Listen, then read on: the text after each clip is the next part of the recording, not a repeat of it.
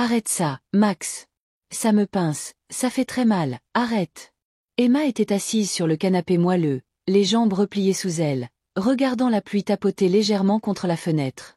L'air à l'intérieur de la maison était chaud, mais il y avait un étrange silence qui la faisait se sentir un peu seule. Maman était au téléphone avec quelqu'un du travail, parlant d'une voix sérieuse et un peu sévère. Papa, assis sur la chaise en face d'elle, tapait sur son ordinateur portable, le visage concentré et occupé. Emma et son grand frère Max passaient souvent des après-midi comme celui-ci, à jouer à des jeux ou à lire des livres pendant que leurs parents étaient occupés par leur travail. Emma aimait ces moments. Ils étaient paisibles. Mais aujourd'hui, elle se sentait un peu agitée.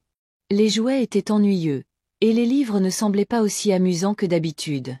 Elle jeta un coup d'œil à Max, qui zappait les chaînes de télévision. Max, dit Emma d'une voix un peu hésitante, que fais-tu? Max, qui était d'1 an plus âgé qu'Emma, était toujours le plus aventureux. Il se pencha en avant, les yeux brillants d'excitation. Regarde ça, Emma. J'ai trouvé quelque chose à la télé, viens voir. Emma se leva d'un bond et se précipita vers Max. Il avait trouvé une étrange vidéo, quelque chose qui ne ressemblait à aucun de leurs dessins animés ou émissions habituelles. Les personnes dans la vidéo semblaient plus âgées et faisaient quelque chose qui mettait Emma un peu mal à l'aise. Elle plissa les yeux devant l'écran, son cœur commençant à s'emballer un peu. « Qu'est-ce que c'est, Max ?» demanda-t-elle doucement, la voix teintée de confusion. Max, cependant, ne semblait pas inquiet du tout. « Je ne sais pas, mais c'est probablement quelque chose pour les adultes. Regardons-le. » Emma hésita. La vidéo semblait mauvaise, d'une certaine manière, mais Max était déjà captivé par l'écran. Elle se déplaça inconfortablement sur le canapé. Ce n'était qu'une vidéo, non? Peut-être que ce n'était pas si mal.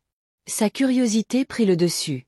Alors que la vidéo continuait, les personnes à l'écran faisaient des choses qu'Emma ne comprenait pas. Elle ne connaissait pas les mots pour décrire ce qu'elle faisait, mais son estomac se tordait. Les sons provenant de la télé étaient étranges et la mettaient mal à l'aise, d'une manière qu'elle ne pouvait pas expliquer.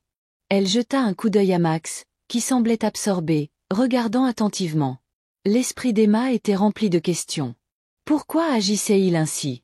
Pourquoi cela la mettait-elle si mal à l'aise? Elle pensa à sa maman et à son papa, qui lui disaient toujours qu'il y avait certaines choses qui étaient seulement pour les adultes. Était-ce l'une de ces choses? Max se tourna vers elle avec un sourire excité. Je pense que c'est juste quelque chose que les adultes font. Ça n'a pas l'air mauvais. Nous devrions essayer aussi. Les yeux d'Emma s'écarquillèrent.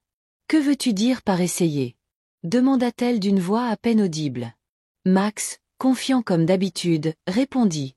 Je pense que c'est quelque chose que nous sommes censés faire. Essayons comme ils l'ont fait. Emma sentit un nœud se former dans son estomac. Elle ne savait pas quoi dire. Elle voulait faire confiance à Max, mais quelque chose en elle lui disait que ce n'était pas une bonne idée. Elle ne voulait pas non plus sembler effrayée. Peut-être que tout irait bien après tout. Max semblait si sûr de lui. D'accord, dit-elle, hésitante, mais juste un petit moment. Ils allèrent dans la chambre et essayèrent d'imiter ce qu'ils avaient vu dans la vidéo. Mais dès qu'Emma essaya, elle ressentit une douleur inconfortable dans son corps. Ce n'était pas comme les jeux qu'ils jouaient habituellement, ou les choses amusantes qu'ils faisaient ensemble. Cela semblait mal. Cela faisait mal. Et Emma s'arrêta immédiatement. Des larmes montèrent dans ses yeux. Elle ne comprenait pas pourquoi cela faisait mal, ou pourquoi elle se sentait si bouleversée. Elle regarda Max, espérant une explication, mais il semblait confus lui aussi. « Max, ça fait mal, chuchota-t-elle, la voix tremblante. Max cligna des yeux, la regardant un moment, puis recula lentement. « Je ne sais pas, Emma. Peut-être que nous n'étions pas censés le faire comme ils l'ont fait dans la vidéo. C'est bon, nous pouvons arrêter. » Emma hocha la tête rapidement, se sentant soulagée. Elle se recroquevilla en boule sur le lit, son cœur battant. Elle ne savait pas ce qui s'était passé, mais elle savait une chose avec certitude. Elle ne voulait plus jamais faire cela. Cela ne semblait pas être quelque chose qu'ils auraient dû essayer. Le lendemain, Emma ne pouvait pas s'arrêter de penser à ce qui s'était passé. Chaque fois qu'elle y pensait, sa poitrine se serrait. Elle voulait parler à quelqu'un, mais à qui?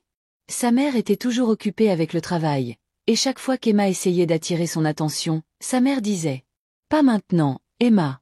Maman travaille. » Emma se sentait seule. Elle ne voulait pas déranger sa mère à nouveau, Mais l'inquiétude en elle grandissait.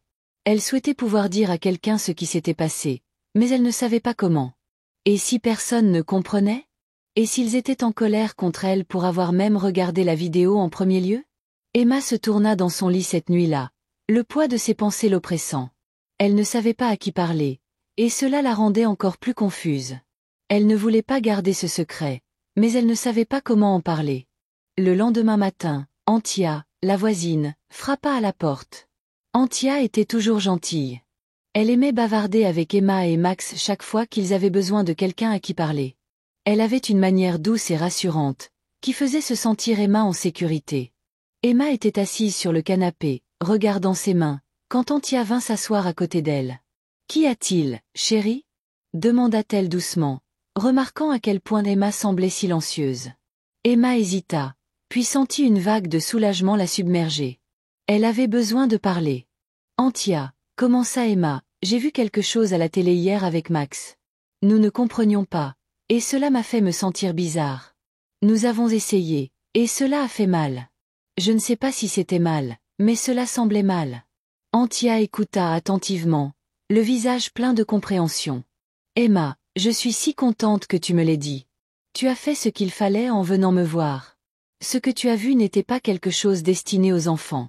Parfois, les gens font des vidéos qui sont confuses et pas correctes pour que vous les regardiez ou les fassiez. Tu ne devrais jamais essayer quelque chose qui te met mal à l'aise. » Le cœur d'Emma battait avec un mélange de confusion et de soulagement. « Pourquoi cela a-t-il fait mal, Antia? Pourquoi est-ce que je ne comprends pas ?» Antia sourit doucement, écartant une mèche de cheveux du visage d'Emma. « Ma chérie, il est parfaitement normal d'être curieux, mais ton corps est encore jeune. Il y a certaines choses que les adultes font, mais pour lesquelles tu n'es pas encore prête. Tu n'as pas besoin de tout comprendre tout de suite. Ce qui est important, c'est que tu n'essaies jamais quelque chose qui te semble mal. Ton corps t'appartient, et il est important de le garder en sécurité.